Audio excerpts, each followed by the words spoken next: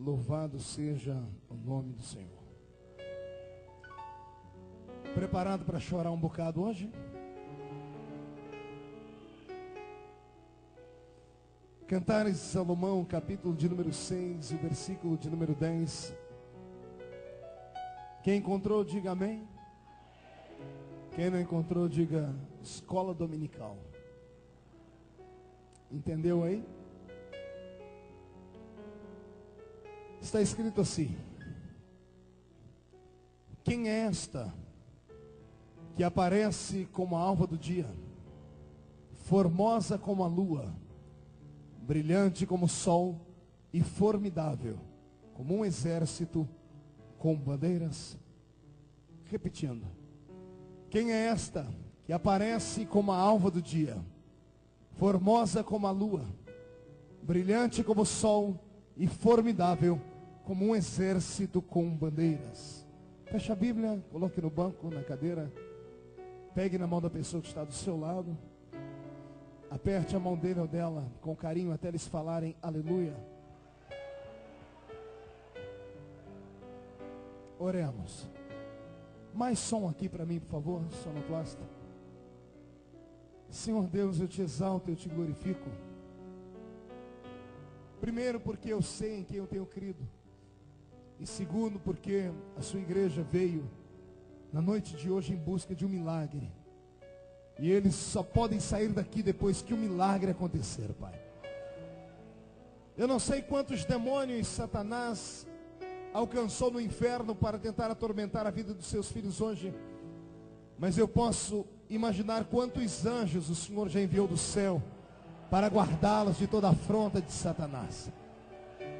Mais alguns minutos, Senhor, e esta casa ficará pequena para o tamanho da glória e da majestade que o Senhor vai fazer manifestar aqui.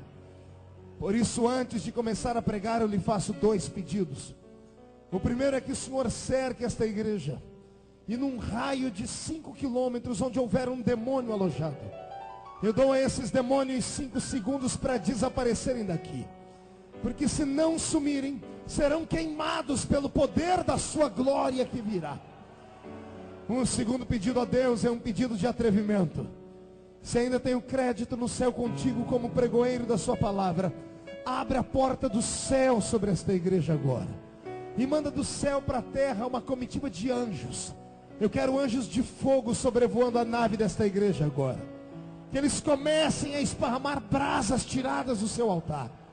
E onde houver um crente batizado com o Espírito Santo, Pai, renova ele agora, Pai, neste ambiente. Encha a atmosfera deste culto com a sua presença, Pai. Precisamos de Ti. O Senhor não precisa do homem para nada, Pai. Tu és onipotente. Mostra a sua onipotência hoje, em nome de Jesus. Amém e amém. A igreja do Senhor, dê uma linda salva de palmas a Ele, porque Ele merece. Tomai assento.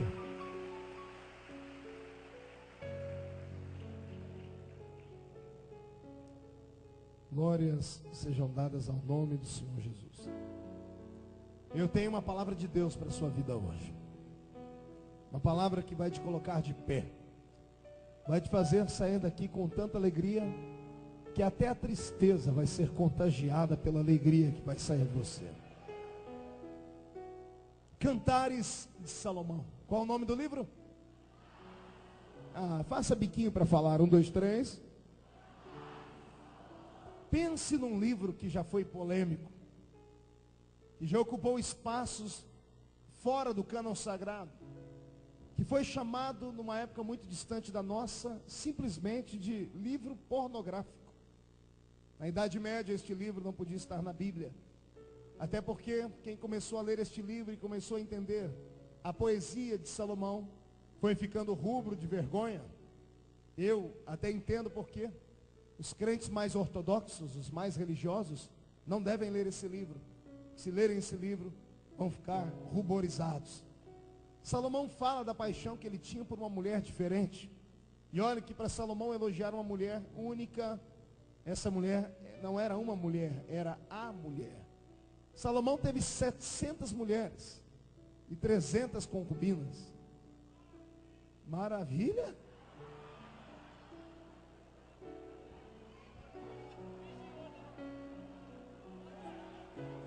Maravilha, nada, meu irmão. Quando eu era solteiro, eu também falava assim, maravilha. 1000 mulheres. Depois que eu casei, eu digo misericórdia. Porque para aguentar uma já não é fácil, imagina 1000. Multiplique o sofrimento do seu casamento por 1000. Era o sofrimento de Salomão. Salomão estava apaixonado. Eu acho que ele se apaixonou pela cor da pele da sunamita. A mulher de Cantares de Salomão, segundo ele, era morena, queimada pelo sol. Mas a palavra morena, aqui traduzida no nosso texto, não está traduzida de forma legal, porque no texto original, morena é meilená, ou a palavra morena, aqui traduzida no original, é meilená, e meilená é negra como um carvão.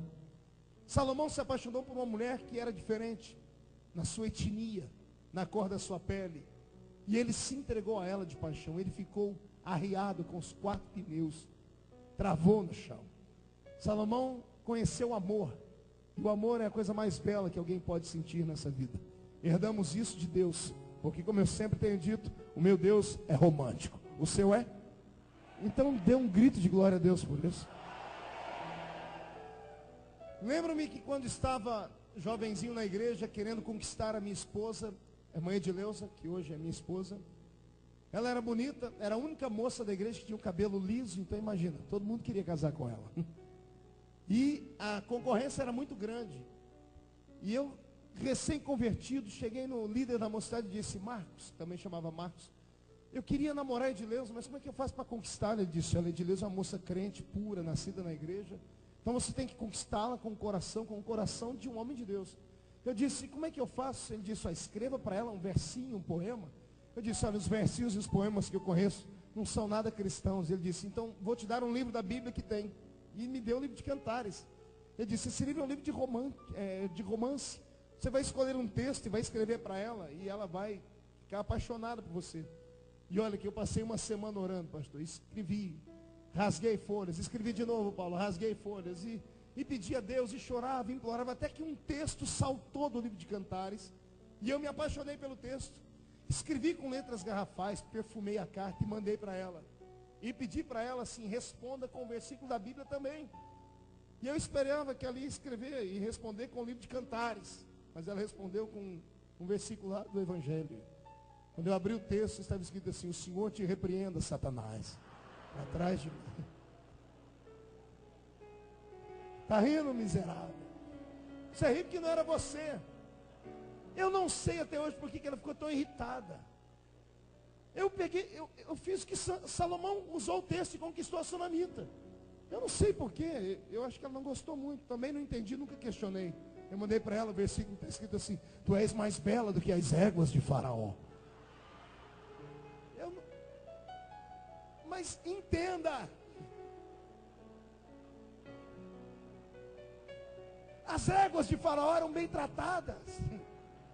Faraó tinha 1000 mulheres, tinha 1000 éguas brancas. Tinha um aras só para cuidar dessas éguas. E depois que eu estudei tudo isso, eu quis mostrar para ela o meu amor por ela. Não deu muito certo. Mas, deixando de lado as brincadeiras, o capítulo 6 do livro de Cantares traz uma revelação profunda. Chega a me embargar a voz. Só de começar aqui a imaginar as coisas que eu vou falar a vocês. Salomão foi um dos homens mais sábios da Bíblia. Um dos 3 mais sábios do Velho Testamento. Salomão foi o mestre da sabedoria porque soube negociar com Deus. Quando Deus apareceu a ele e disse, me peça o que quiseres. E ele, ao invés de pedir riqueza, fama, disse, eu queria sabedoria para saber entrar e sair diante do seu povo. Ele pediu com tanta sabedoria que o próprio Deus, estupefato, ficou e disse a ele, vou te dar além do que você me pediu. Vou te dar sabedoria e riquezas. Riquezas e sabedoria. Foi ele quem erigiu para Deus o templo onde a glória magnífica do Eterno desceu. E desceu tão profundamente que os sacerdotes não conseguiram ficar em pé naquele culto. A sabedoria de Salomão conseguiu trazer a presença de Deus para a terra.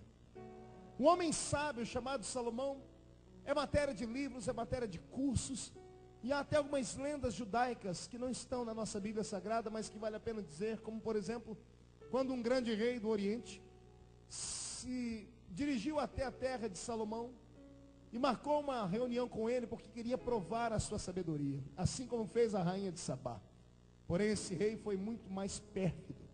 Ele pegou 2 rosas, pegou um dos seus artesãos e fez uma rosa que não era natural, mas muito parecida com uma rosa que era natural. Quem olhasse para as duas não sabia como era, ou qual era a verdadeira, qual era a de verdade, qual era a que era apenas uma imitação. A história diz que quando este rei mostra as 2 rosas para Salomão e diz: declare-me com a sua sabedoria qual das 2 rosas é a verdadeira. Salomão sorrindo disse assim: é simples, deixe-me tocá-la e eu vou te dizer, porque pela textura ele descobriria. E o homem diz assim: não, me disseram que você tem uma sabedoria divina, e quem tem sabedoria divina não precisa tocar. Se o seu Deus te deu sabedoria, me revele agora, sem tocar, sem cheirar, apenas qual é a verdadeira rosa. E Salomão percebeu então que esse homem não estava tentando a sua sabedoria, mas sim a unção da sabedoria divina. Estava tentando o presente que Deus havia dado a Salomão. E a história diz que o sábio Salomão se curva, fecha os olhos e em intimidade com Deus diz: Senhor, não deixe esse homem aqui sair debochando do seu nome. Mostra a ele que o Senhor é o Deus da sabedoria. Quando Salomão abre os olhos, pela janela que estava à esquerda do seu palácio aberta, entra uma abelha. E a abelha zumbindo voa perto das 2 rosas. Passa por uma, não pousa sobre ela e para na outra. Salomão olha para o céu com seus olhos lacrimejando e diz ao homem que estava diante dele: o meu Deus, na sua infinita sabedoria, mandou aqui um dos seus oficiais para me declarar que a rosa verdadeira é essa, onde a abelhinha está sentada. As histórias do Oriente se envolvem com coisas belas como essa. Mas o que me intriga no capítulo 6 é que o homem sábio, o homem da sabedoria, o homem com a mente brilhante, o homem que tinha revelações como essa, está embasbacado.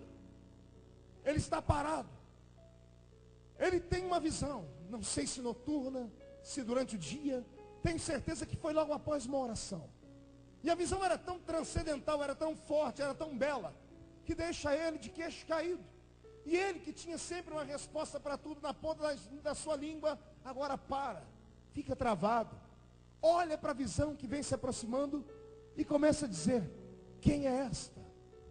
Que aparece como a alva do dia, formosa como a lua, brilhante como o sol e formidável como um exército com bandeiras. Salomão teve a visão de uma mulher que se aproximava, bela, ataviada, bem vestida, adornada, ornamentada. Alguém pode dizer: pastor, não seria sunamita? Não, porque Salomão a conhecia. Conhecia tanto que ele delineia pela palavra o corpo dela. Ele fala do formato do seu corpo, da cor da sua pele. Ele já a conhecia. Mas enquanto ele estava salmodiando e orando a Deus, pedindo para que lhe desse aquela noiva sunamita, Deus faz explodir diante dos olhos do sábio uma outra mulher. E quando ele vê esta mulher, ele começa a tentar falar da sua beleza e compara com as coisas mais belas e transcendentais do mundo. Ele olha para ela e diz assim: quem é esta que aparece como a alva do dia? Quem é esta que é formosa como a lua? Quem é esta que é brilhante como o sol? Quem é esta que é formidável como um exército com bandeiras? Ele teve a graça de fazer a pergunta, mas não teve a graça de saber a resposta, porque os céus fizeram silêncio, os livros não escreveram mais nada sobre isso.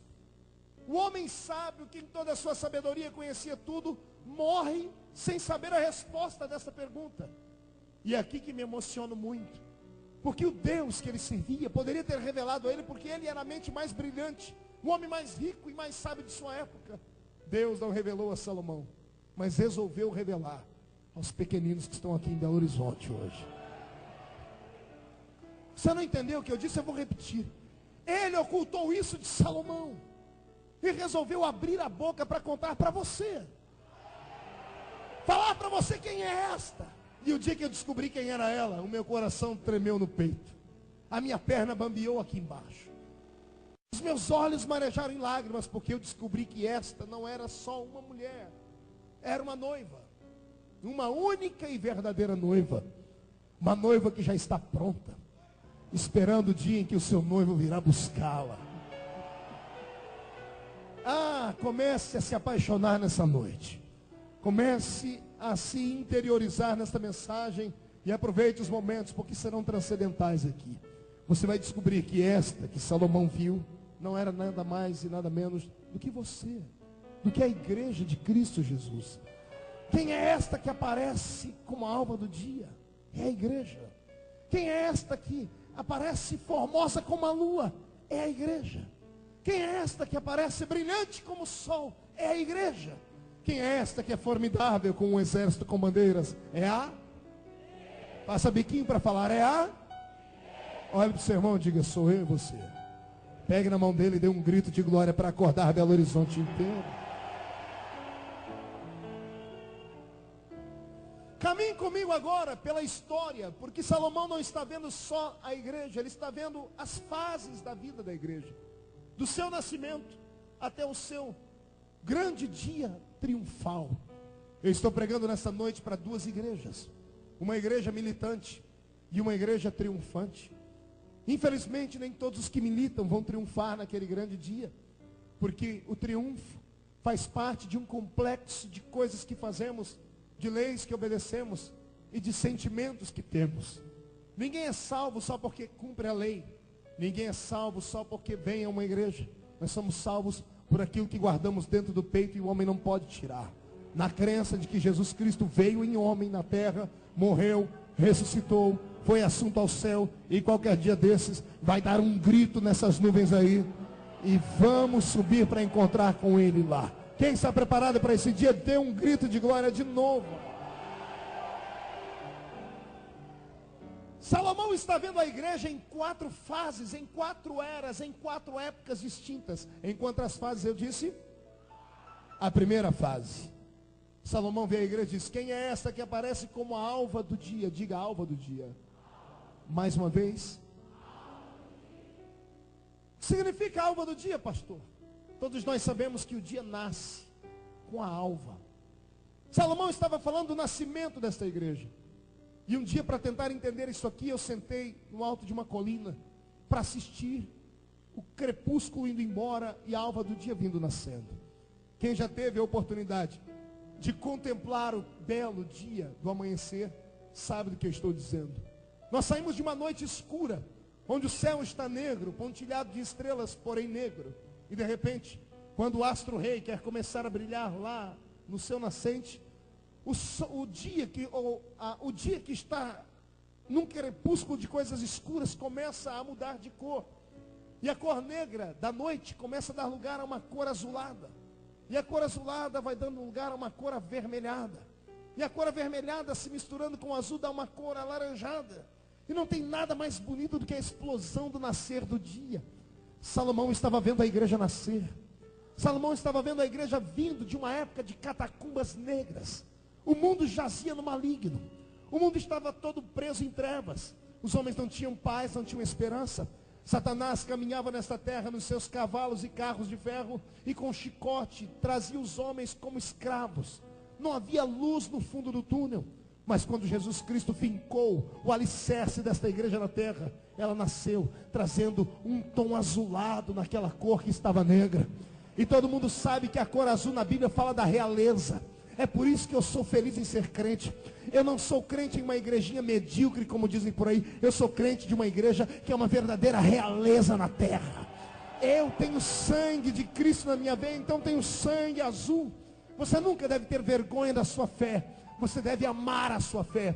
Você deve se entregar à sua fé. E quando alguém perguntar da sua igreja, com muito orgulho, bata no peito e diga, lá na minha igreja, tudo começou com a cor azul. A cor daquele manto que cobria todos os grandes reis do Oriente Médio. Esta era a cor que começava a vir, a alva do dia. Mas logo depois do tom azulado, lá vem uma outra cor, a cor vermelha. E começamos a entender que a igreja que nascer agora, de uma maneira tão difícil, começa a receber o impacto da cor vermelha, que é a cor do sangue. Essa igreja foi alicerçada na terra com o sangue de Jesus Cristo. É por isso que ninguém consegue destruir a nossa igreja. E olha que já tentaram.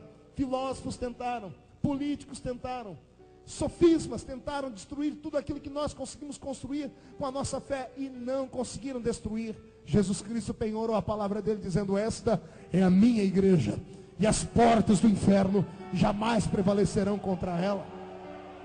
Talvez aqui esteja a diferença do cristianismo com as demais religiões. Houve uma época em que nós vivíamos falando aí de grandes movimentos, como por exemplo a do Reverendo Moon, da seita da unificação. Houve uma época em que ele avassalou esse nosso Brasil, comprando metade do estado do Mato Grosso, fez um grande simpósio de adoração ao diabo, entre aspas, no Uruguai, levou pastores de todos os lugares e todas as igrejas começaram a falar desta heresia, dizendo: cuidado com a seita do Reverendo Moon. E de repente, estamos nós aqui em pleno século 21 e ninguém mais ouve falar daquele coreano maluco, também pudera. Ele se intitula o Cristo, ele diz que é Jesus encarnado na pele de um coreano.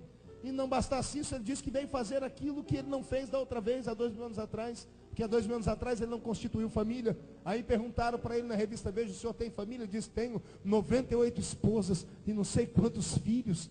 E disseram para ele: para que tudo isso? Porque agora eu tenho família. Este não é o meu Cristo. O meu Cristo só tem uma noiva. E eu estou olhando para ela aqui. E não tem nada mais lindo do que o canto desta noiva em adoração e gritos. Esta é a diferença entre a nossa fé cristã e o espiritismo de Allan Kardec. Indo agora para Israel, nós paramos em Paris. Fiz ali algumas entrevistas e perguntei para alguns parisienses sobre o espiritismo. E descobri com muita alegria que menos de 1% da população de Paris ou da população da França hoje crê no espiritismo. Por quê? Simples. A igreja que ele fundou não foi alicerçada naquilo que nós temos como fé. Aquele que fundou aquela igreja já morreu e teve que reencarnar várias vezes até atingir um estado, um patamar de luz, segundo o espiritismo. Pobre seja o espiritismo. Eu pertenço a uma igreja que aquele que a fundou morreu uma vez e ressuscitou. Ressuscitou. Eu tenho que debochar de outras igrejas. Por exemplo, muitas pessoas houveram um tempo em que ficavam atormentadas com os Mormons, Igreja de Jesus Cristo dos Santos dos Últimos Dias. E eu também já cheguei a ficar atormentado. De repente ninguém mais toca em assunto. Por quê? São igrejas dadas a fracasso. Também pudera. O fundador Joseph Smith Jr. queria uma igreja de puritanos. Tanto é que lá nos Estados Unidos, no estado de Utah, onde essa igreja é muito forte, tem bancos para brancos e tem bancos para negros. Tem bancos para gente rica de um lado e tem bancos para gente pobre do outro. Uma igreja dessa está tendenciada a fracassar, porque a igreja verdadeira de Cristo, ela não olha posição cultural, não olha posição social. É uma igreja mesclada. Aqui dentro não tem rico nem pobre. Aqui dentro tem todos herdeiros da mesma esperança e da mesma salvação. Esta é a nossa fé, alicerçada na rocha. Há algum tempo atrás eu fui um dos malucos e dos idiotas que tive indo de igreja em igreja falando do movimento Nova Era e dizendo: cuidado com a Nova Era. Quem lembra da febre da Nova Era? Quem lembra? Ninguém divulgou mais a Nova Era do que os crentes. O diabo cria um negócio, os crentes vão e ajudam a crescer. E todo mundo: olha, a Nova Era está aí, uma estreia vai chegar, o anticristo está chegando. E daí?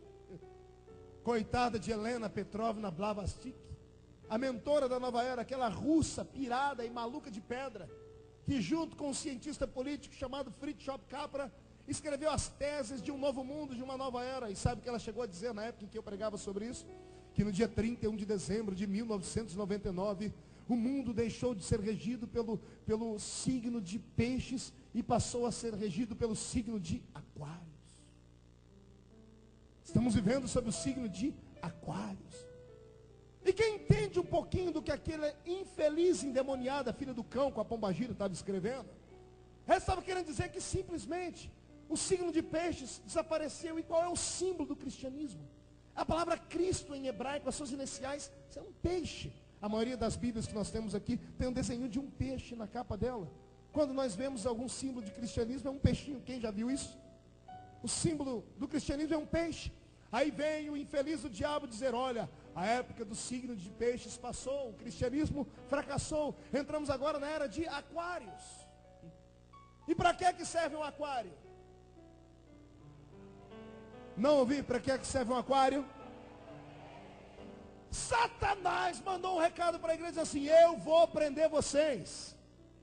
Só esqueceu de uma coisa, pergunte o quê? Desse jeito eu não respondo nada. Só vai para aquário peixinho bonitinho, inofensivo, coloridinho, que fica fazendo assim. É sério. Você dá peixinho de aquário para o seu filhinho de estimação, e seu filhinho fica colocando comidinha para ele. Só vai para aquário peixinho que não faz mal a ninguém, peixinho que é inofensivo. A minha fé cristã não é de um peixinho inofensivo. Quando alguém foi dar um símbolo para Jesus na terra, pegaram qual era o rei da selva, o leão, e chamaram: ele é o leão da tribo de Judá. Quando acharam entre os homens, foi Lucas quem disse: ele não é um homem, ele é o filho do homem. Se fôssemos então para o mar, eu tinha que mandar um recado para Helena Petrovna Valavastik, que o meu cristianismo, se fosse comparar o meu Jesus com um peixe, não seria um peixinho beta. Não seria um peixinho daqueles paulistinha todo ensadinho. Se fosse meu Jesus ter um símbolo nas águas, o símbolo de Jesus seria um tubarão branco, o rei dos mares. Eu já vi colocar até sapo dentro de aquário. Quero ver quem é que coloca um tubarão branco dentro de um aquário. Esta é a minha fé. É por isso que as portas do inferno não prevalecem contra nós.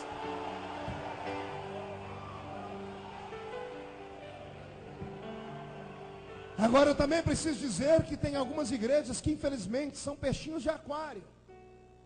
Seus crentes são bonitinhos, fofinhos e perfumados, patricinhas e mauricinhos de Jesus. Igrejas sociais, que vale tudo, até homem dançar com homem, mulher com mulher. Igrejas que você não pode falar sobre coisas erradas. Pecado, justiça e juízo foram arrancados dessas igrejas. Crentes que querem apenas ter a sua vida colocadas num paninho quente e ter a sua vida apalpada por homens. Esse tipo de fé é uma fé pequenina. Esses já estão presos pela nova era. Mas a minha fé é uma fé verdadeira. A minha igreja é uma igreja que fala verdades, doa a quem doer. O meu evangelho não é prostituído. E se tem algum crente que pertence a esta mesma igreja que eu pertenço, por favor, dê um brado de vitória para botar o diabo no lugar dele.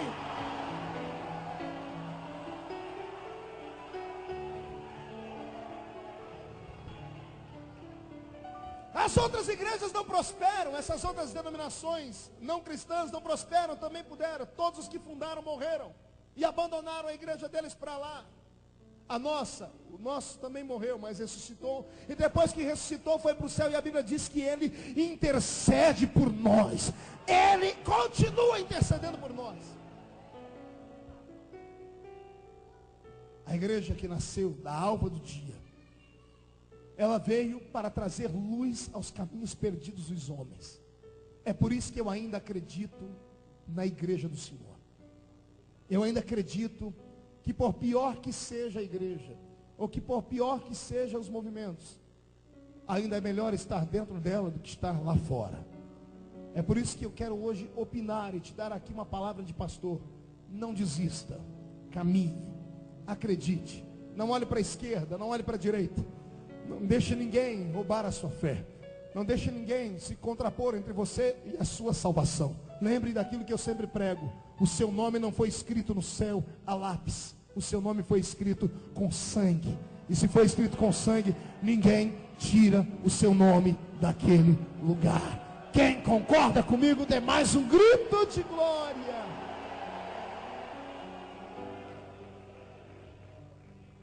Salomão está vendo a igreja vindo, surgindo do meio do nada, como luz aos homens. E ela começa a brilhar. E tudo aquilo que brilha acaba provocando ciúmes naqueles que não têm brilho próprio. Você já conhece a velha historinha, não conhece? Da serpente que estava enroladinha no seu canto e um pirilampo passando perto dela. O pirilampo ficava brilhando e brilhando e brilhando. E a dona serpente um dia resolveu engolir o pirilampo. E quando ela segurou ele pelos seus dois dentes, quando ela foi engolir, o pirilampo disse: eu não me importo que a senhora me destrua, mas me explique por que a senhora está fazendo isso comigo. Porque na cadeia alimentar, a serpente não come pirilampo, serpente não come vagalume. Por que a senhora está me matando? Ela disse assim: na verdade, eu não preciso te devorar, porém o seu brilho me incomoda. E quando o seu brilho me incomoda, eu quero apagá-lo. Todas as pessoas que têm um brilho próprio, se preparem. Vai ter tanta gente querendo te apagar. Se prepare, vai ter gente vindo de lugares que você jamais imaginou, querendo roubar aquilo que Jesus te deu. E eu venho também te dar uma palavra de fé. Aquilo que Jesus te deu, não tem homem na terra, não tem demônio no inferno, não tem anjo no céu que tire aquilo que Ele te deu. Ninguém tira aquilo que Ele te deu. Pastor, mas a porta que Jesus abriu para mim, está todo mundo entrando por ela. Coloque um aviso na porta que Jesus abriu para você antes de você entrar. Diz: aqui só eu entro, porque para mim é bênção. Qualquer outra pessoa que entrar aqui é maldição. Quando Deus abriu a porta do Mar Vermelho, Ele abriu o Mar Vermelho para quem passar? Israel passou? Morreu algum israelita no meio do mar? Mas quando o faraó entrou no meio com seus soldados, o que aconteceu com eles? Por quê? Porque a porta que Deus abre para você passar, é você quem vai passar por ela e ninguém mais. Ninguém mais.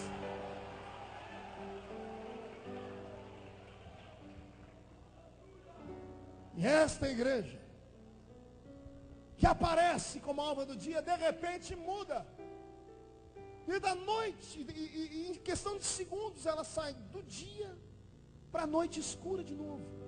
E Salomão diz: quem é esta que aparece como a alva do dia e de repente formosa como a lua? Diga: formosa como a lua. 1, 2, 3. Pergunte para o seu irmão: por quê? Salomão está dizendo que o calor dessa igreja, embora fosse intenso e o brilho fosse forte, duraria pouco tempo. A igreja cristã, que começou com seus alicerces, alicerçados em Cristo, com as palavras dos apóstolos, não durou mais do que 300 anos. 300 anos depois, essa igreja foi destruída, foi dilacerada. Os pensamentos cristãos foram roubados. Os homens se prostituíram diante do governo dos imperadores romanos. E esta igreja, que era brilhante, agora passa a ser apenas formosa como a lua. E todos nós sabemos que a lua está sempre no seu lugarzinho. Mas tem dias que ela aparece como a lua nova. Tem dia que ela está cheia. Mas tem dia que ela está no quarto minguante, ou no seu quarto crescente. Ou seja, tem dias que ela vai brilhar sempre. Você vai olhar e vai ver ela inteira. Mas vai ter dias que você vai olhar para ela, você vai ver ela pela metade, parte da sua glória ofuscada. E vai ter dias que você vai olhar para ela e não vai vê-la, porque haverá uma nuvem encobrindo ela, em dias de muita tempestade. Isso me retrata os tempos dos imperadores. Quando olharam para esta igreja cristã e pensaram que ela era uma seita. Quando olharam para o barulho que esses agitadores de Jeová faziam e pensavam que eles eram transtornadores de mundos. E sabe o que fizeram com os nossos irmãos? Transformaram eles em comida de leões. Ah, se aquele Coliseu pudesse falar. Ah, se você lesse os livros que eu li como mártires do Coliseu romano, e fechar os olhos e tentar ouvir o grito de Marcelos, um dos grandes homens daquele império romano, que tinha sangue nobre nas veias, mas se converteu à fé, junto com a sua nobre esposa, sendo jogado às celas para ser comido pelos leões. E os imperadores deixaram que ele fosse por último para ser tragado pelos leões, porque pensavam que quando ele e a esposa vissem os primeiros cristãos sendo devorados pelos leões, eles voltariam atrás. E a história diz que a mulher de Marcelos, no centro da arena, junto ao seu marido, diz: eu não vou suportar. Se eu ver o leão, eu estou tremendo, estou quase negando. E ele segura ela com força e diz: ela, aguenta firme. Ele olha para o céu e diz: Senhor, ela não tem força, não tem estrutura, ajude. E quando uma jaula se abriu de lá, antes que ela pudesse negar, ela desmaiou nos braços do marido. E ele em prantos disse: Senhor, muito obrigado. E ao invés de correr do leão, segurou a sua esposa no colo e partiu para cima da boca do leão. E as pessoas nas arenas, ao invés de gritarem, pararam chocadas. E começavam a se perguntar: que fé é essa que faz esses homens, ao invés de fugirem dos leões, partirem para cima deles? Ah, é por isso que eu sou crente. É por isso que eu sou valente. Para estarmos aqui hoje com essa liberdade, teve gente que teve que dar a sua vida. Teve gente que teve que dar o seu sangue. Eles não morreram em vão, morreram por uma causa nobre. Esta causa é nobre. É por isso que o diabo fica com raiva de mim, de você, e eu quero que ele morda a testa dele. Se ele está atormentado, a partir de hoje vamos atormentá-lo 2 vezes mais. Porque a fé que estava naquele povo está dentro de nós aqui. Ninguém pode roubar a sua fé, ninguém. Essa igreja que brilhava como a lua, que ora aparecia, que ora não aparecia. Ela não tinha mais calor, porque o espírito havia sido arrancado dela. Mas embora não tendo calor, pastor Altomiro, ela tinha luz. E às vezes alguns de nós não têm calor, mas o que importa é o seu bom testemunho, é a sua luz. Alguns não são fervorosos, mas são crentes, e é isso que Jesus procura em você. Houve uma época da igreja que ela não tinha o carisma do Espírito, não tinha os dons de línguas. No século III em diante, a igreja entrou dentro das catacumbas espirituais. Ela quase foi tragada, mas sempre haviam pessoas que brilhavam, e esses brilhos acabavam passando de um para outro, porque a maior pregação que um crente pode fazer é o seu testemunho pessoal. Tem gente aqui que nunca abriu a boca para ninguém, mas já ganhou muitas almas com o seu jeito de ser. O Watchman Nee, um dos grandes pais da igreja da China antiga, era um pregador poderoso e quando estava preso conseguiu converter metade da prisão com a sua pregação. Quando os comunistas chineses descobriram isso, arrancaram a língua dele. Mostraram ele para todos e ele não podia mais falar. Então ele pegou sua caneta e papel e começou a escrever. Graças a Deus que arrancaram a língua dele.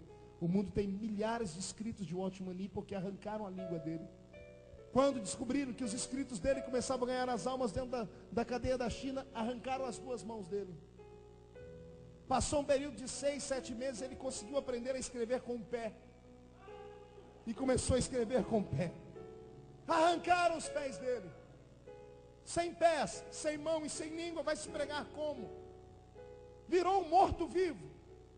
Colocavam ele sempre para tomar banho de sol isolado dos presos. E os presos, quando viam ele lá no pátio, vinham pelas celas para olhar.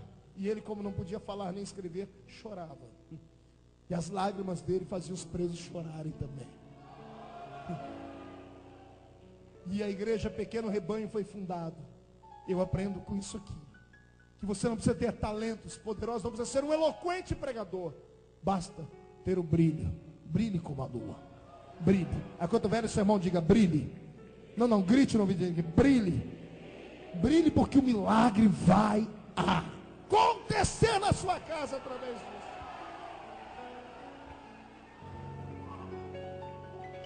Satanás conseguiu silenciar esta igreja por 11 séculos. Quantos séculos? Me diga em anos, quantos são 11 séculos? 1100 anos. Diga para o seu irmão, 1100 anos. Por 1100 anos, o diabo achou que havia silenciado a igreja. Por 1100 anos, essa igreja que ora aparecia, ora desaparecia, ora brilhava, ora desaparecia, ora fazia sucesso, ora era exterminada. Acendia-se um foco aqui, Satanás apagava, acendia-se outro ali. Por um período de 1100 anos na história da igreja, você vê alguns movimentos se levantarem aqui, ali e acolá. Mas o diabo sempre tendo a vitória. Mas a visão de Salomão muda. E ele que vê a igreja como a alva do dia e formosa como a lua, dá um grito. E de repente ela está brilhando como o sol.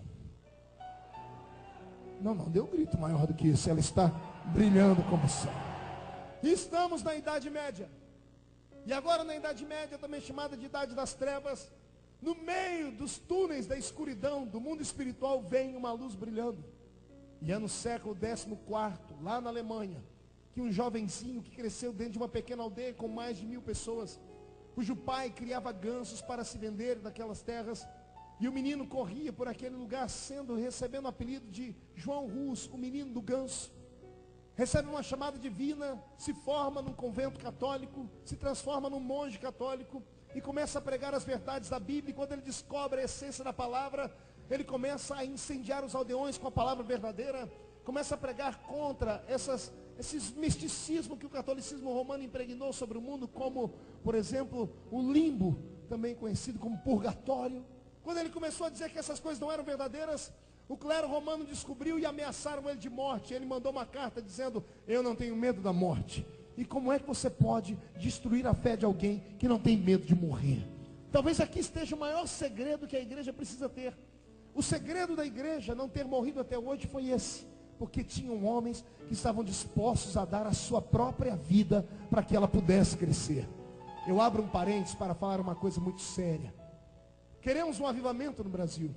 E eu acho que toda a igreja que quer ter um avivamento não deve esperar que o avivamento venha dos políticos. Não deve esperar que o avivamento venha das pessoas bonitas e ricas, dos artistas que estão vindo para a nossa fé. Se queremos um avivamento, temos que esperar que os nossos líderes vão para trás das grades. Porque nada faz uma igreja crescer mais do que a perseguição. Eu me lembro como se fosse hoje, há 15 anos atrás, Bispo Edir Macedo atrás das grades, com a Bíblia aberta e a Rede Globo malhando aquele cidadão. E de repente, a fé daquele homem deixou uma indagação na mente de todos os brasileiros. O que quer isto dizer?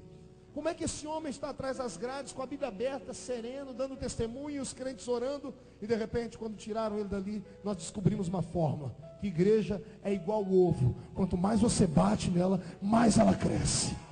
Mais ela cresce, mais ela cresce.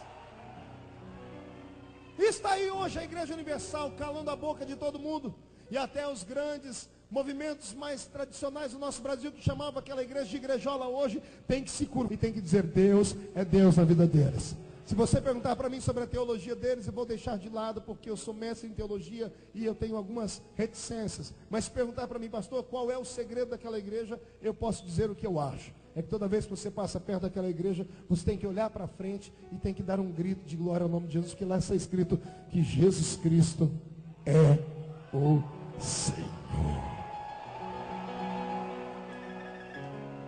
Isso deixa Deus feliz. Pode ser macumbeiro, ímpio, rico ou pobre, passou perto da igreja, mesmo não querendo ele ler. Jesus Cristo é o Senhor, está se cumprindo a Bíblia. Todo joelho se dobrará e toda língua confessará que Jesus Cristo é o Senhor. Estou sentindo Deus aqui. O Senhor está dizendo ao meu ouvido que Ele vai levantar homens aqui, mulheres, como levantou aquele. Você vai ser representante por um avivamento jamais visto, porque está na hora do seu ministério começar a brilhar como o sol. Eu profetizo em nome de Jesus Cristo que aqueles que nunca te enxergaram vão ter que colocar óculos escuros no rosto, porque o brilho da sua face será tão grande que as pessoas não conseguirão olhar.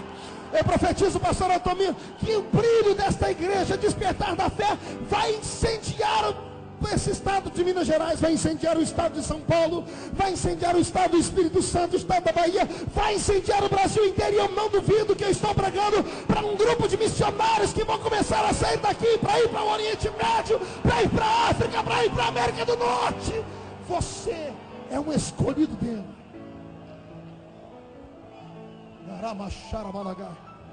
Escute o que eu vou dizer. Todo grande avivamento não começa com muitos. Na verdade, todo avivamento começa com um bebê. Diga para o seu irmão: um bebê.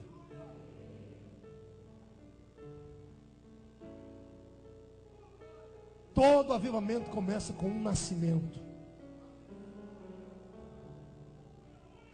Quando um menino chamado Moisés nasceu, o pai dele olhou para ele e disse assim: meu filho é um problema. Colocou ele dentro de uma cesta e jogou ele nas águas do rio.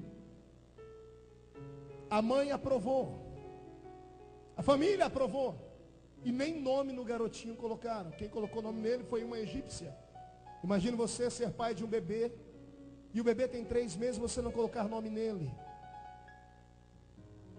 Por que não colocaram o nome nele, pastor? Porque acreditavam que ele ia morrer. Na terra, alguém disse: esse garoto tem um problema. Lá no céu, Deus olhava e dizia assim: esse garoto é a solução do planeta Terra. Está preparado para soltar um brado de vitória? Não se assuste, você vai ouvir 2 gritos: o grito do crente do seu lado e o grito dos demônios fugindo. Eu não sei o que foi que o seu pai e a sua mãe falaram quando você nasceu. Eu não sei o que disseram. Quando minha mãe engravidou de mim, meu pai disse para ela que ela estava grávida de uma desgraça. Tanto é que a minha mãe tentou me matar várias vezes, com agulha de tricô e coisas mais. Quando eu nasci, fiquei quase 8 meses dentro de uma estufa. Porque estava todo machucado e o médico disse, esse garoto não vive, com problema de asma e bronquite e tudo mais. De desgraça, meu pai disse para minha mãe que eu era um problema. Na terra. Lá do céu Deus dizia assim, olha o avivalista aí, ó. Enche o peito de ar. Quando você nasceu, você não nasceu por obra do acaso. Você não nasceu por causa do método contraceptivo do seu pai e da sua mãe que fracassaram. Você não é fruto da pílula do dia seguinte que não funcionou. Você não nasceu de um aborto mal feito. Você não nasceu de um estupro. Isso aí é mentira do diabo. Você nasceu porque Deus olhou e disse, o avivamento vai nascer. Vai nascer!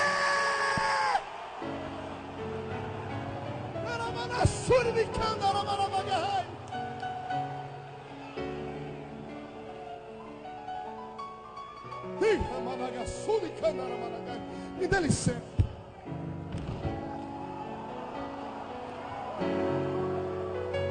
Cai fora, Satanás!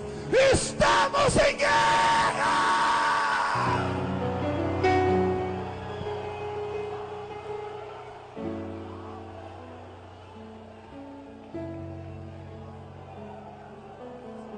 Eu estou aqui te olhando e fico imaginando o que a sua família disse quando você nasceu.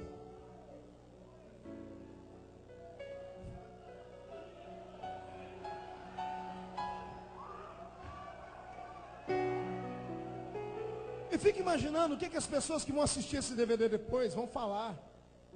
Porque as suas lágrimas, o seu testemunho, a sua alegria vai contagiar tanta gente. E fique tranquilo, você está nessa cadeira por pouco tempo. Quando a trombeta tocar, a gente vai voar!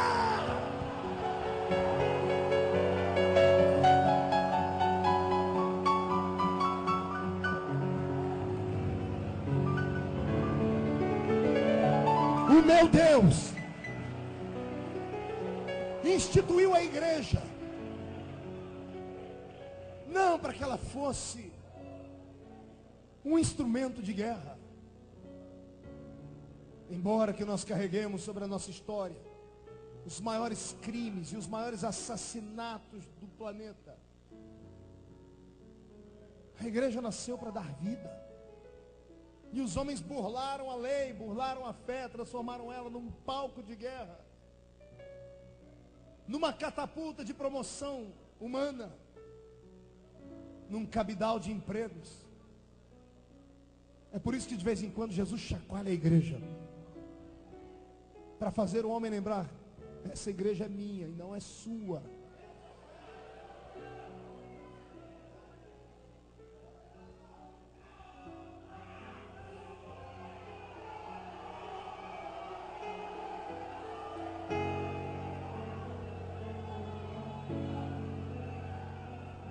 Lá está João Hus, recebendo agora não uma carta do clero romano, mas recebendo uma comitiva que estava dando os primeiros passos da Inquisição. Entram pela aldeia os papas, os tribunos, os bispos e arcebispos vestidos com as suas roupas clericais. Chamam João Hus para um julgamento popular, condenam ele. Acendem uma fogueira, ou melhor, amarram ele em uma tora para depois acenderem a fogueira. E nada disso faz o coração desse homem voltar atrás. A história diz, isso está escrito no livro de Ellen White, O Grande Conflito, que antes de queimarem ele, colocaram nele uma roupa negra, com desenhos de demônios. E ao invés dele chorar e gritar e pedir misericórdia, ele ria. As pessoas chamavam ele de louco, e ele dizia assim, coloque esta roupa de ignominia sobre mim, porque enquanto vocês colocam esta aqui, os anjos terminam as minhas roupas brancas no céu.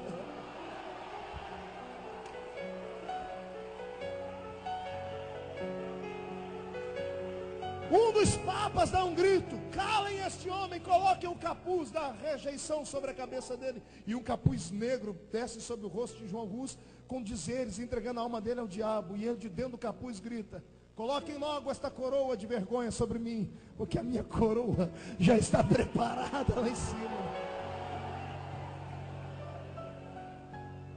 Os clérigos que estão com toda a multidão, vêm a multidão quer se alvoroçar e dizer assim: acendam logo a fogueira. E como os carrascos estavam atormentados pelo tamanho da fé daquele homem, os próprios clérigos foram acender a fogueira. E quando acenderam a fogueira, ao invés dos papas saírem, ao invés do papa sair e dos seus homens irem embora, ficaram perto. Eles queriam debochar dos gritos de dor de João Rus. Mas ao invés de ouvirem gritos de dor, ouviram um cântico no meio das chamas. Eu não sei a melodia, mas ele cantava assim: hoje vocês matam um ganso, mas daqui a 100 anos nascerá um cisne que não vai poder morrer. 100 anos depois da morte de João Rus, nasce Martinho Lutero. Pense num cabra macho. Pense num homem de coragem. Pense num maluco. Jesus é apaixonado por malucos. Tem algum maluco aí? Pense num maluco que enfrentou a ira de todo mundo. E um dia também pudera. O coitado, para dormir, dormia se espancando, porque os pecados estavam sempre diante dele. O diabo o atormentava de dia e de noite, até o dia que ele se encontra com o Cristo verdadeiro. E é um dos historiadores de Martinho Lutero que diz que um dia o diabo, depois que ele foi salvo, se aproximou dele e disse: Martinho Lutero, você tem uma lista de pecados, você nunca será salvo. E Martinho Lutero, tremendo, quando quis perder a fé, o Espírito Santo disse a ele: peça para o diabo fazer uma lista com os seus pecados. E Lutero diz: diabo, comece a enumerar os meus pecados. E o diabo começou a dizer: você fez isso. E foi fazendo. E o Espírito Santo dizendo a Martinho: fale para ele falar mais. E o Martinho dizendo ao diabo: fale mais, quais erros, mais. Chegou um ponto que o diabo teve que parar e disse: não, estão todos os seus pecados aqui. Aí o Espírito Santo disse no ouvido dele: agora diga para o diabo escrever embaixo: o sangue de Jesus Cristo me purifica de todo o pecado. Ei, você veio acompanhado nesta noite por alguns demônios que atormentam a sua mente, que brincam com você, que fazem a religião dizer para você que você tem que ser um super-homem, uma mulher maravilha. E por isso você se autoflagela, se autojulga, se condena e carrega sobre si o peso de uma culpa que não te deixa nem adorar a Deus. Eu venho hoje em nome de Jesus Cristo pedir a Deus que te alivie, porque para Deus não tem nem pecadinho nem pecadão. O pecado está intrínseco em nós. Existem na Bíblia Sagrada mais de 740 classes de pecado. Quantas classes eu disse? Olhe para o seu irmão e diga: impossível não errar. E a Bíblia diz que quem erra em uma lei é julgada por todas. E aí? E o pior não é isso. A Bíblia ainda diz que o salário do pecado é a Bíblia diz que todos pecaram e destituídos estão da alma. Que pecar essa? Olhe para o seu irmão e pergunte a ele: o que você está fazendo vivo aqui então?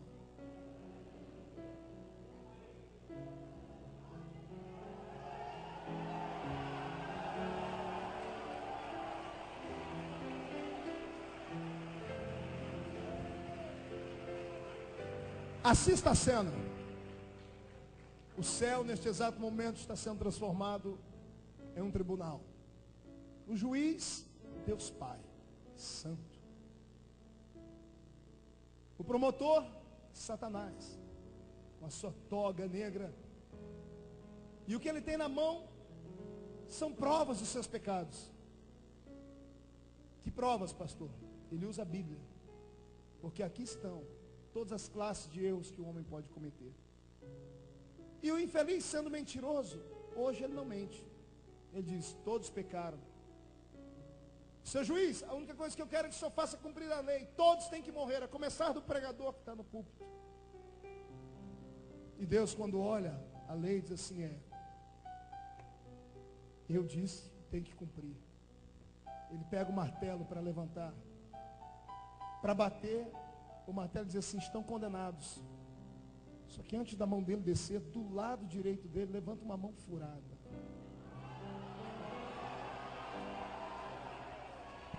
Ah, aguenta, coração. A mão furada segura a mão do juiz e diz assim: seu juiz, já que eles não têm advogado, posso eu advogar? E o justo juiz diz: é claro que pode. Mas como é que você vai defender os acusados? Ele diz: usando a mesma arma de acusação. Aí ele pega a Bíblia. Ele diz: o promotor, sendo pai da mentira, hoje não mentiu, porque todos pecaram. E o diabo diz: yes. E Jesus diz: de fato, o promotor disse certo, toda alma que pecar, esta morrerá. E o diabo diz: yes. O promotor, mesmo sendo pai, príncipe de toda mentira antiga, velha e a futura, não precisou mentir, porque o salário do pecado é a morte. E o diabo diz: yes. Aí o seu Cristo levanta a Bíblia e diz: todavia, o mesmo livro que apresenta 740 classes de pecados, apresenta 8.000 promessas de perdão.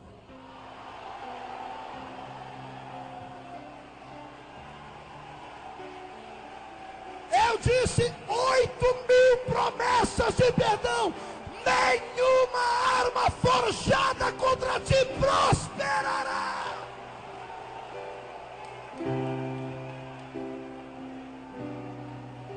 Agarre o diabo pelo chifre, esfregue a cara dele no chão. Diga para ele: eu não sou semideus. Diga para ele: eu não sou um super-homem. Diga: eu não sou uma Mulher Maravilha. Eu tenho os meus erros, eu tenho os meus fracassos. Mas diga: eu sou apaixonado por Jesus. Daqui eu não saio, daqui ninguém me tira. Mão direita para cima. Agarre o ombro do irmão que está do seu lado e tira ele do lugar. Chacoalhe ele até ele ficar irritado. Diga: está entendendo? Diga: você está entendendo? Diga: a sua fé tem que ser brilhante como o sol. O seu testemunho é maior, a sua fé é maior, a sua fé é maior. A minha Bíblia ainda diz em Romanos 8:1. Ai, Jesus. Nenhuma condenação há para os que estão em Cristo Jesus, nosso Senhor.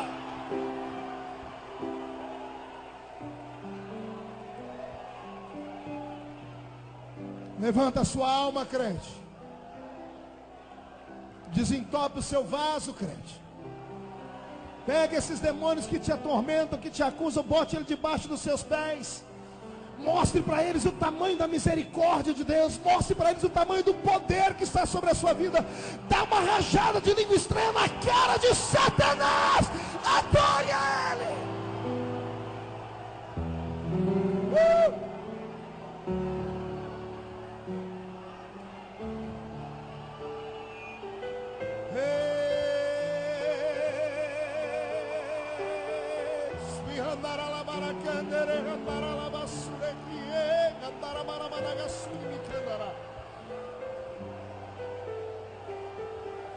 We canto negas, we canto robara Súria, Rabashakanda Ramanaga.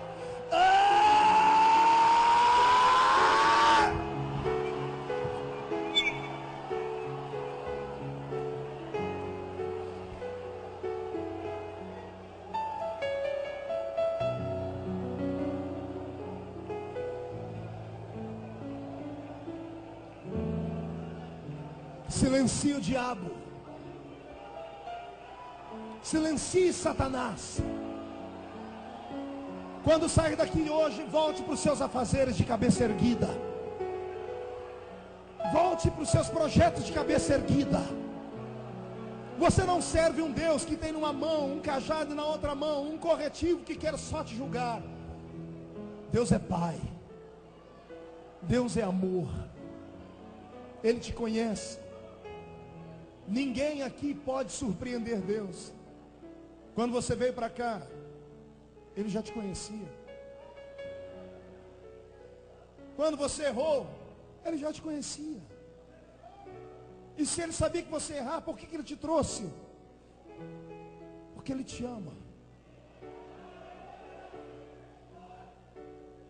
Amar é uma coisa muito séria. Diga ao seu irmão: amar é uma coisa muito séria. Você decide amar. Amar é uma decisão. Quando você ama, você aceita a pessoa com todos os defeitos dela. Deus olhou para você e Ele decidiu te amar. Ele escolheu te amar. É por isso que Satanás não aguenta te ver. Pergunte para mim, por quê, pastor? Puderam, ele errou uma vez só e perdeu a salvação para sempre. E ele olha para você e cai todo dia. O que ele cometeu uma vez, você comete 100 vezes num dia só. E quando vai dormir, dobra o joelho e diz assim: papai do céu, me perdoa aí. O diabo olha lá para cima, Deus com uma borracha fazendo assim.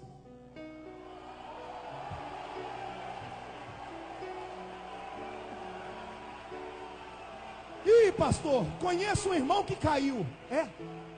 Quantas vezes? A gente julga pastores, julga pessoas e homens que caíram quantas? Uma vez? A minha Bíblia diz que o justo cai até 7. E de todas elas, Deus coloca ele de pé. Está entendendo onde eu quero chegar hoje? Eu estou aqui para declarar a você que você só vai para o inferno se quiser. Eu resolvi ir para o céu e ninguém me tira de lá. Eu tinha um amigo na minha infância, o Abraão, que uma vez na escola dominical, o pastor falando sobre céu, galardão, presentes, ele de orelhinha em pé diz assim: ô pastor, que história é essa de palma nas mãos? Aí o pregador, o professor disse assim: alguns crentes quando morrerem, ou quando chegarem depois do juízo, por não terem ganhado almas, por não terem se santificado o suficiente, por não terem feito isso ou aquilo, por não terem obras, vão entrar no céu com palmas brancas nas mãos. Ele coçou a cabeça e disse: com essa tal de palma a gente entra lá? Disse: o que importa é entrar lá. Eu não estou me importando muito com coroa não, o negócio é chegar lá.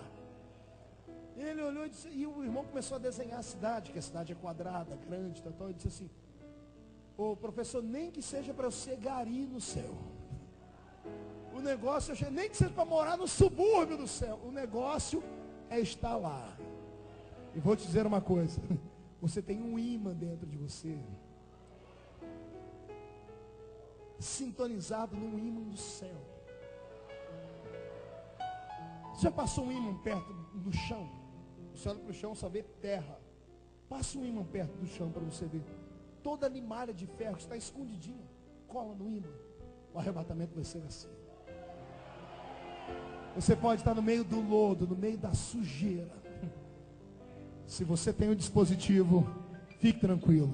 Você escapa de um raio, mas não escapa do arrebatamento da igreja. Você vai entrar lá.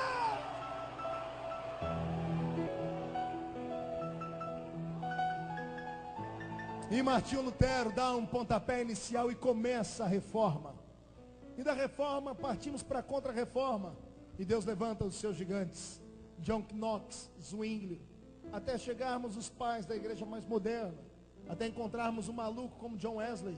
Mas um pouquinho antes de Wesley eu encontrei na história um grupo de crentes que eu falei: eu sou descendente deles. Pergunte para mim, quem era, pastor? Os Quakers. Qual o nome eu disse? Tá difícil falar? Você lembra daquela veia que tem um homem com um chapeuzinho europeu? Qual é o nome daquela veia? Diga pro seu irmão: Quaker. Agora fala no plural: Quakers. Sabe o que significa Quakers? Aqueles que tremem. Diz a história que entre os europeus um grupo de crentes começou a buscar a Deus na sua pureza e santidade. Só que eles queriam algo mais. E depois da contra-reforma quiseram o poder do Pentecoste. E o dia que o Espírito Santo desceu entre eles, eles oravam com tanta intensidade que a casa de madeira tremia. E os vizinhos colocaram o apelido dele: os Quakers aí. Eu sou descendente deles. Cadê os Quakers do século 21?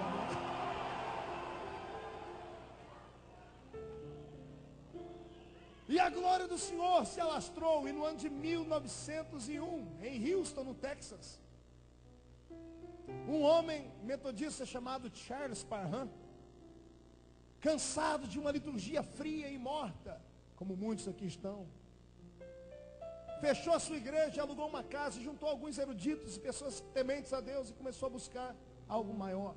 Diga para o seu irmão: busque algo maior. Uma revelação para você: aponte o dedo do seu irmão e diga para ele: a profundidade do rio da revelação nunca foi atingida plenamente. Existem coisas que Deus nunca revelou a ninguém, Ele guardou para você.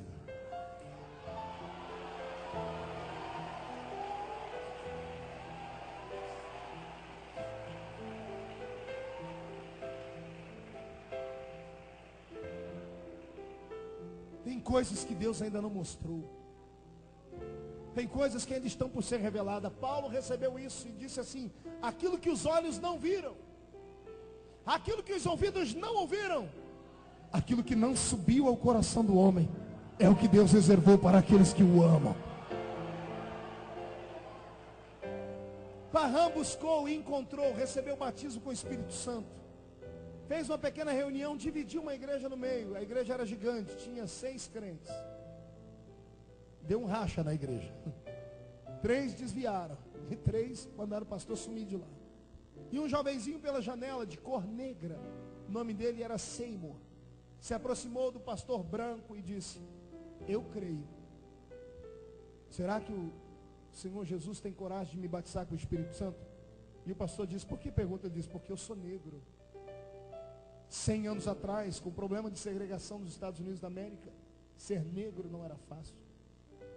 Ele tinha um complexo de inferioridade e perguntou ao pastor: será que Jesus tem coragem de me batizar com o Espírito Santo? Parham olhou para ele e disse: só você acreditou, amigo, vem cá. Colocou a mão sobre ele e Jesus selou Seymour com o Espírito Santo. O pastor metodista pagou os estudos do jovem negro e 5 anos depois, em 1906, envia ele para Los Angeles. E quando ele chega em Los Angeles, numa rua onde só tinha prostituição e bar de bebedeira, ele inaugura a sua pequena igreja. O nome da rua? Azusa. E lá na rua Azusa ele faz uma placa e escreve com a sua própria mão: aqui Jesus salva, cura, batiza com o Espírito Santo. E em breve vem buscar a gente para morar no céu.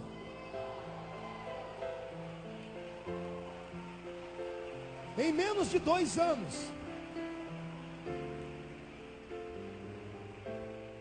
a igreja de Seymour salta e envia mais de 20 missionários pelo mundo, e 2 deles foram parar na Suécia.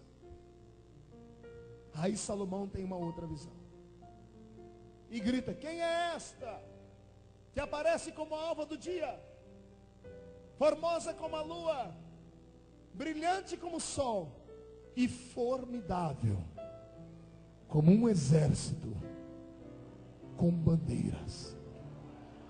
Eu tenho que explicar isso para você entender. Um exército com?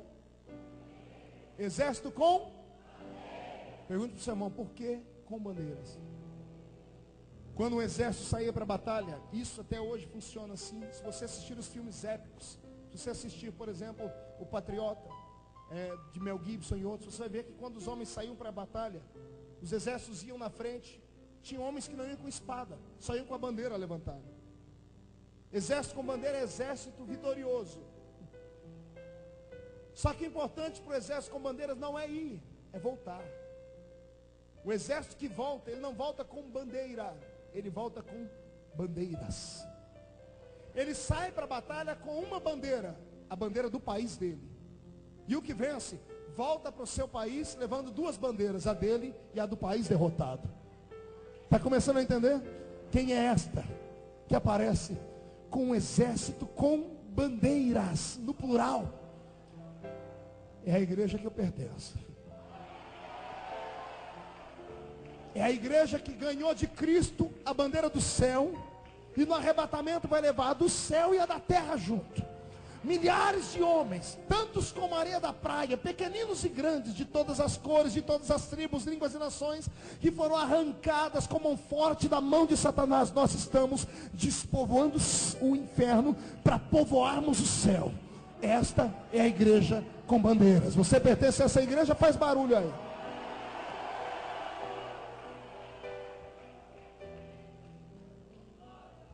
No ano de 1910, os suecos recebem a palavra do Senhor, e 2 suecos batistas que frequentavam um seminário viram os missionários de Seymour que faziam barulho e começaram a ir no culto. E há um grande problema: quem não tem esse poder do carisma, quem não conhece o Pentecostes, se mistura com esse povo. O fogo pega. Quem não gosta, é melhor não se meter com a gente. É melhor ficar para lá, porque se aproximar da gente, pega. pega. Pega ou não pega? Olha para o seu irmão e diga, pega. Os dois batistas incendiaram, aí não aguentaram mais ir para o seminário. Chegaram para os missionários de Seymour e disseram, nós queremos fazer um estágio lá com o seu pastor. Pegaram um navio, foram até os Estados Unidos, junto com Seymour. E Seymour colocou eles em outro seminário, o seminário da oração. E numa madrugada, enquanto esses dois missionários suecos oravam, abriu-se o manto da revelação e o Senhor disse por voz profética, preparei para vocês um país. E vocês vão atracar em uma cidade chamada Belém. Terminou o ato profético, procuraram o mapa mundi. Eles rodaram o mapa mundi e encontraram duas cidades com o nome Belém. Uma era no Oriente Médio, que hoje está lá na Palestina. Era muito distante, o idioma era difícil, estava muito dinheiro, disseram, para cá não dá para ir. Rodaram o mapa mundi. Chegaram na América do Sul e encontraram Belém, num país de índios, no país dos tupiniquins, num país chamado Brasil. E lá vem os dois batistas, chegaram aqui, já tinha uma congregação batista aqui. Foram para a congregação batista, e como eles falavam em sueco, quando eles eram renovados em línguas estranhas, os irmãos brasileiros achavam que eles estavam falando em sueco. Então ninguém atormentou eles. Por um ano, um trabalhava de manhã para pagar o estudo do outro à tarde. No finalzinho da noite, o que estudava chegava no que trabalhava e ensinava a língua. Muito difícil. Um ano depois, um deles mandou um bilhetinho para a igreja batista e disse para o púlpito, e disse, já sei falar a língua portuguesa. E o pastor batista chamou um deles para pregar. E um dos dois subiu no púlpito e começou a pregar naquele português americanizado, misturado com sotaque europeu. Imagina que salada mista, uma torre de Babel. E ele dizendo, eu quero falar para os irmãos que a Jesus que a gente serve, ele batiza com o Espírito Santo, dá língua estranha, e a gente é renovado assim, pá, pá, pá, pá, pá, pá, pá, pá.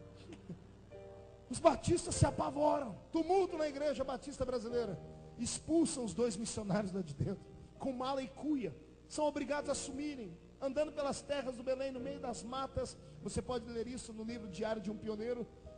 Andando, chorando, eles disseram, nós não temos chamada para essa terra, fomos expulsos. Enquanto eles vão naquela madrugada orar, uma irmã sai de dentro da igreja batista e não consegue dormir. 6 de janeiro de 1911. O nome dela, Celina de Albuquerque. De joelho dobrado no chão, diz, eu não durmo, pai, não consigo dormir. A palavra daqueles suecos entrou no meu coração. Se existe o tal do Espírito Santo, eu quero. Se tem línguas, eu quero. Se tem esse poder, eu quero. E ela orou da meia-noite às 4 da manhã. Às 4 da manhã, lá vem o Espírito Santo de Malicuia mudando para o Brasil. Yes!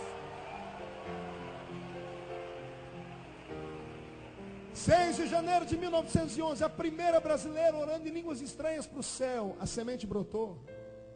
E eis aqui um exército formidável, como quem anda com bandeiras. Quase 40 milhões de evangélicos nessa nação. 25 milhões de pentecostais. 25 milhões de canelas de fogo. 25 milhões de gente que não tem dente na boca, mas tem uma língua de fogo nos lábios, que quando abre, Satanás tem que fugir. Eu te disse que você ia sair daqui com orgulho de ser crente. E eu só estou revelando a você essa história, porque você não é derrotado. Você não nasceu para perder. E se Jesus te trouxe para dentro de uma igreja, é porque o plano que Ele tem na sua vida é gigante. Pastor, mas eu já estou velhinho. Não existe idade para o senhor. Pastor, mas eu sou muito novo. Não diga eu sou uma criança.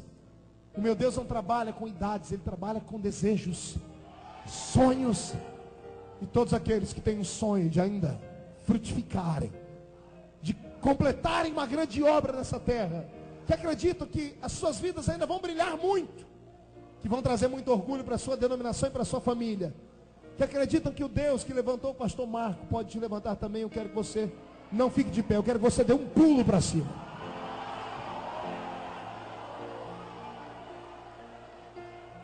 Pegue na mão do seu irmão, pegue na mão da sua irmã.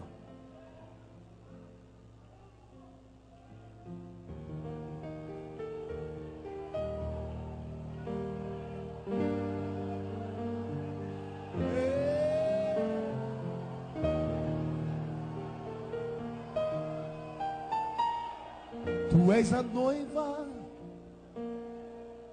que Salomão contemplou. Tu és o sonho que o meu Deus aqui plantou. Não és comum, nunca foi nem jamais será, porque na noite de hoje o meu Deus te escolheu. Ele quer te revelar. Se acredita em unção, feche os seus olhos aí. Não ouça a música que eu canto, sinta apenas a melodia te tocar. Estou adorando meu Deus em espírito, porque a sua glória já vai chegar. Quem acredita nisso, comece a glorificar.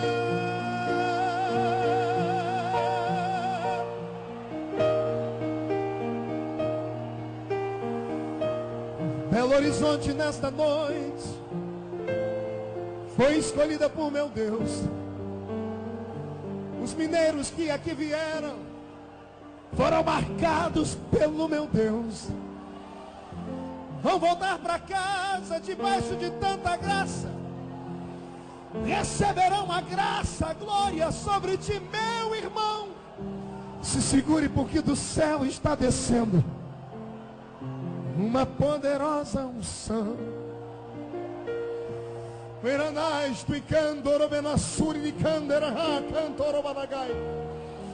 Meu Pai, eu quero um sinal aqui agora.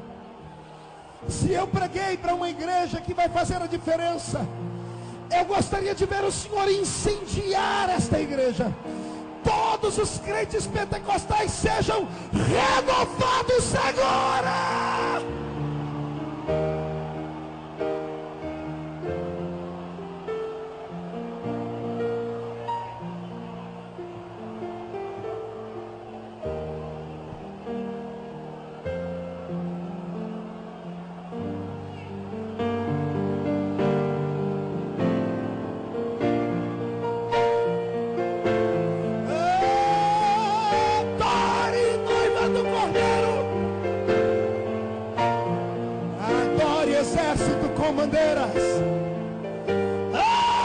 Adore ao Senhor, adore ao Senhor, adore ao Senhor.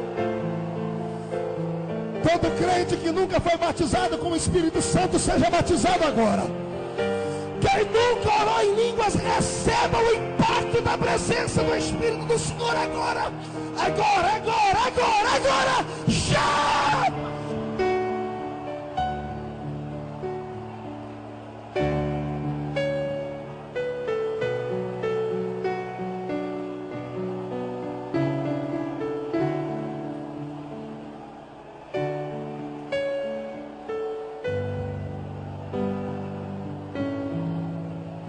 Levante as duas mãos para o céu, de olhos fechados, chacoalhe as suas mãos.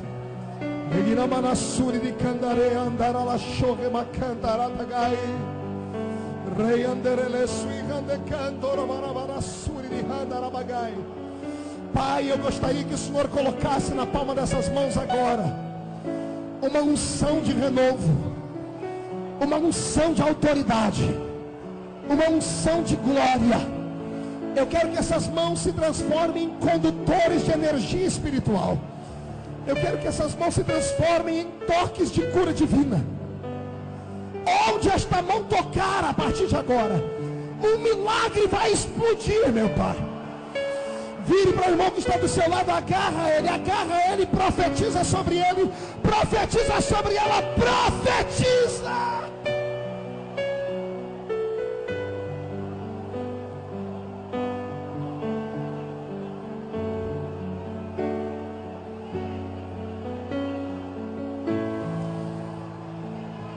Quem é esta que aparece como a alva do dia, formosa como a lua, brilhante como o sol, formidável como o exército com bandeiras?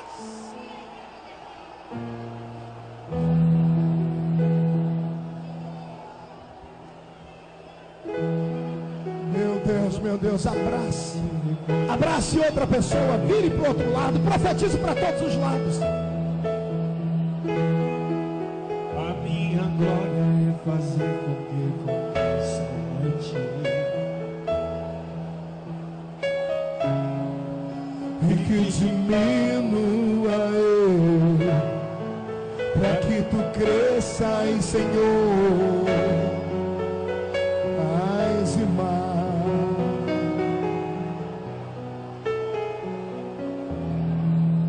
E como serafins que cobrem o rosto de ti,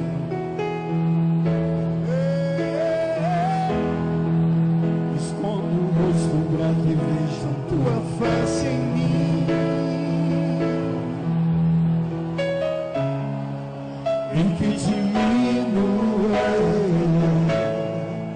para que tu cresças, Senhor, mais e mais. No Santo dos Santos a fumaça me esconde, só teus olhos me veem.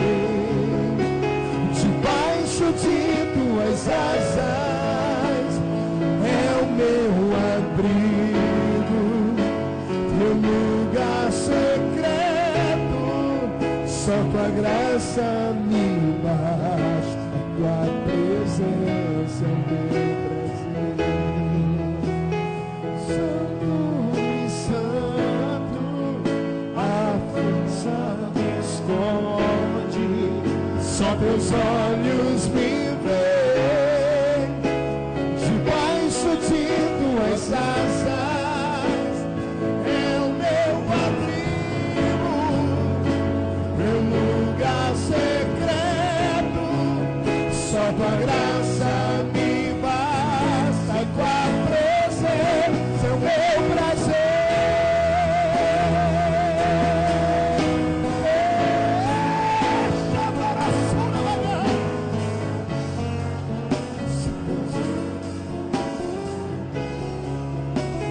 Ah, meu Deus.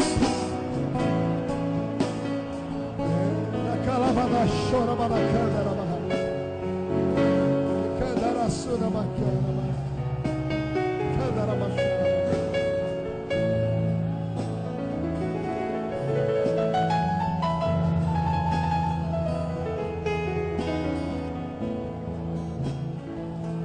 Como profeta do Deus vivo na noite de hoje, eu profetizo um tempo de glória, um tempo de renovo, um tempo de restituição, um tempo de paz, um tempo de plenitude, um tempo de poder, um tempo de reconstrução. Profetizo que o tempo de chorar terminou. Profetizo que o tempo de sofrer terminou hoje. É tempo de colher os frutos desta graça. Quem crê recebe.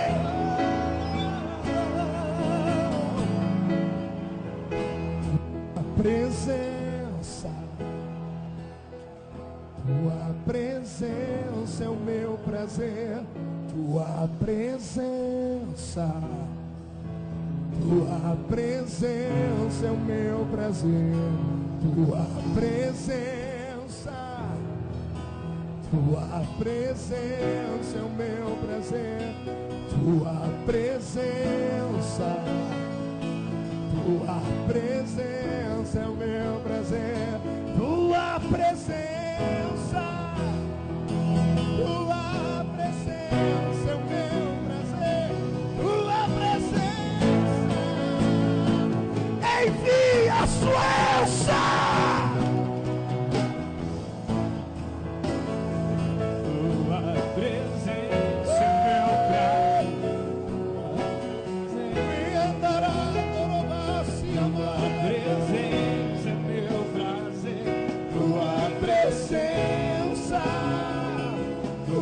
Presença é o meu prazer, tua presença, tua presença.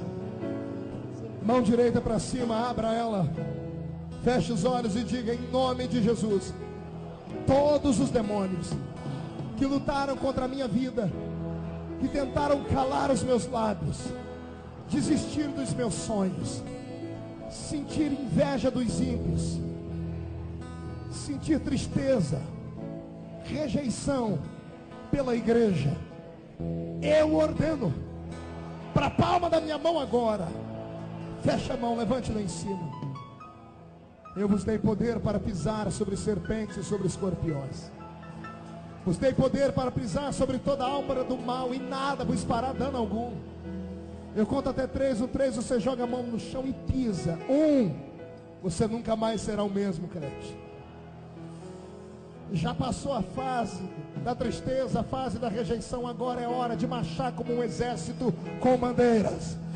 1,5, a sua casa receberá a bandeira da vitória cravada no teto dela. 2, o seu trabalho não será mais um lugar de tristeza, será um lugar de provisão, será um lugar de prosperidade. 2,5, as obras do diabo caíram por terra. 2,75, pelo horizonte é do Senhor Jesus. 3, joga no chão, pise em cima.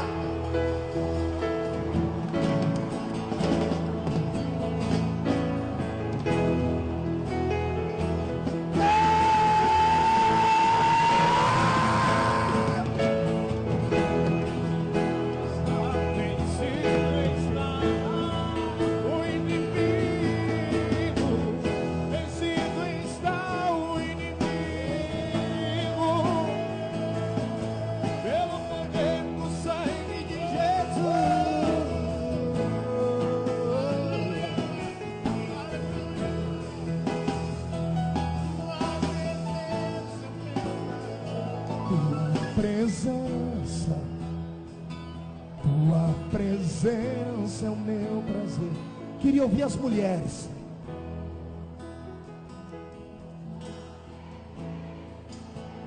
Mais uma vez.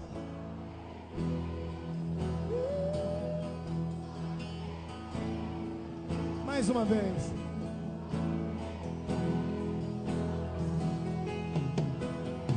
Os homens. Tua presença, tua presença é o meu prazer.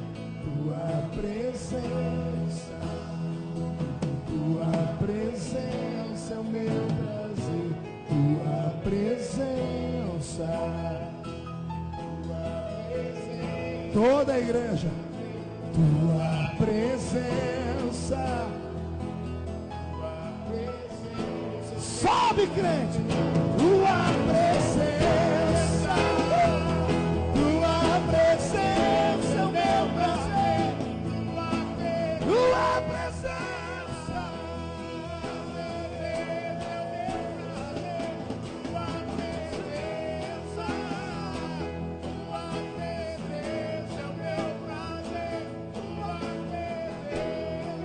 quem pode aplaudir a Jesus? Quem pode aplaudir e gritar? Quem pode aplaudir, gritar e saltar? Aleluia!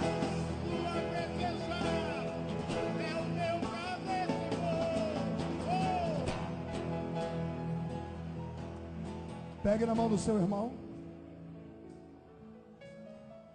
e para a igreja. Vitoriosa como um exército com bandeiras, eu tenho uma frase. Repito as palavras do apóstolo Paulo.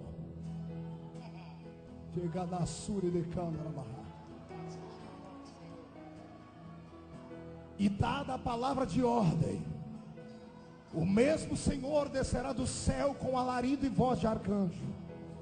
Os que morreram em Cristo ressuscitarão primeiro.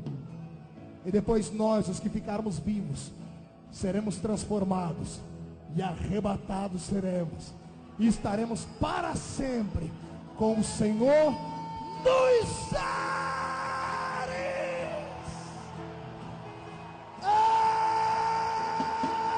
Adore ao Senhor.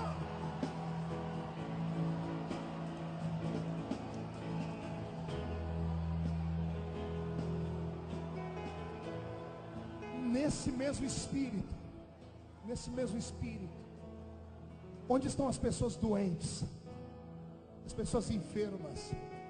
Levante a mão, eu quero te conhecer. Todos os doentes, todos os enfermos, levante bem alto a sua mão. Chacoalhe ela. Coloque a mão no local da enfermidade. Quem não está doente, mas deixou alguém doente em casa, levante a mão. Coloque a mão no coração, você vai representar a pessoa. Coloque a mão no coração. Pastor, o que é isso?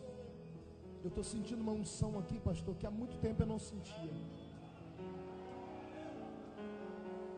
Ah, Deus. Quebra o arco e corta a lança. Queima os carros no fogo. Permita-me dizer ao seu povo as suas palavras, Pai. Aquietai-vos e sabei que eu sou Deus.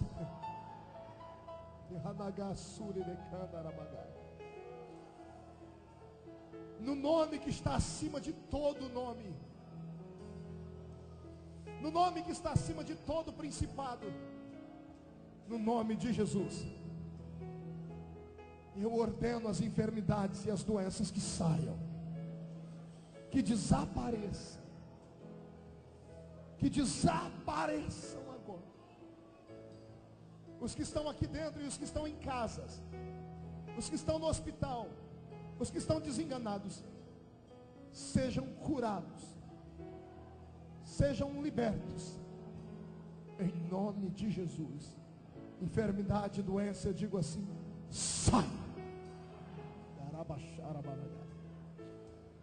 Quem tem parentes que ainda não são salvos,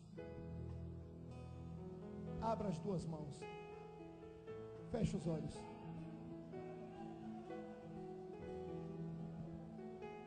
Coloque o nome deles na palma da sua mão.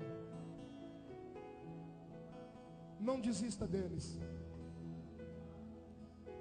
Não desista deles. Não desista da sua mãe, não desista do seu pai, não desista dos seus irmãos. Não desista do seu esposo, da sua esposa, dos seus filhos, dos seus netos. Não desista do seu vovô. Jesus salvou o meu com 84 anos. Fecha as duas mãos. Traz no peito em forma de um abraço. Pai, o Senhor nunca me levou a orar assim, Pai. Ah, meu Deus, visita os nossos lares. Revela a salvação para eles. Fala nessa madrugada no ouvido do pai, da mãe. O Senhor é o Deus que visita em sonhos. O Senhor salvou Cornélio através de um sonho.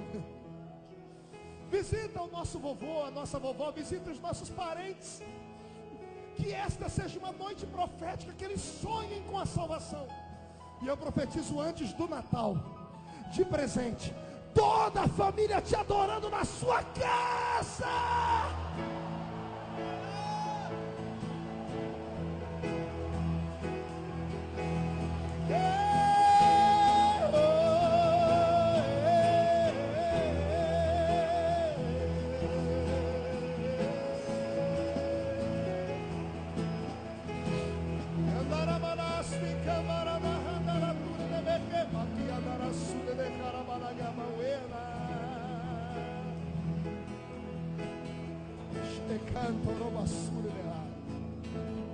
Eu profetizo em nome de Jesus um tempo de milagres. Quem crê, fecha a mão e diga glória a Deus. Mais uma salva de palmas a Jesus, porque Ele merece.